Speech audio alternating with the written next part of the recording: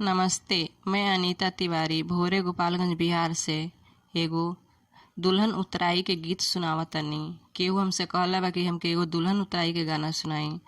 Comment में लिखले बा तो सुनावतनी। अच्छा लगे तो आप सभी भी लाइक करब, कमेंट करब, सब्सक्राइब करब। हमार चैनल अभी ले ना कइले होखी तो धन्यवाद।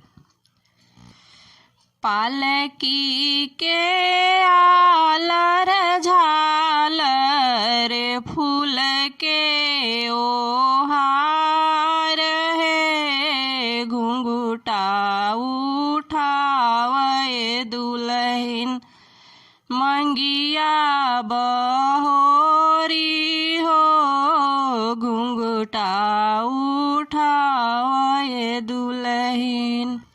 कैसे में घुंघुटा उठाई हमरे सासु है, अवध सिन्होरवाए सासु बाड़े हमरे हाथ है, अवध सिन्होरवाए सासु।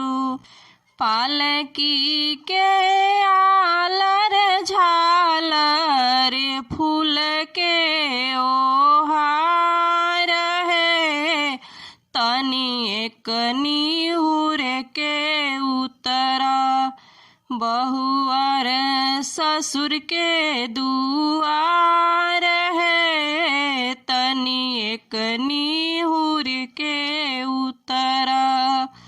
पालकी के आलर झालर फूल के ओहार है, तनी एक निहुर के उतरा बहुआर भसुर के दुआर है, तनी एक निहुर के उतरा।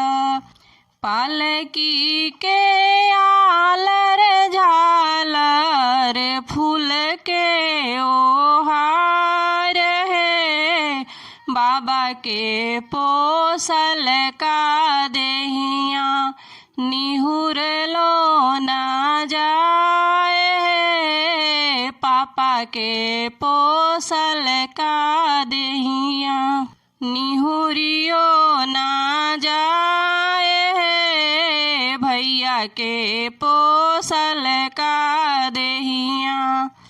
पालकी के आलर झालर फूल के ओहार है, तनी एक निहुरी के चला भसुर के दुआर है, तनी एक निहुर के चला ससुर के दुआर है, तनी एक निहुर के चला।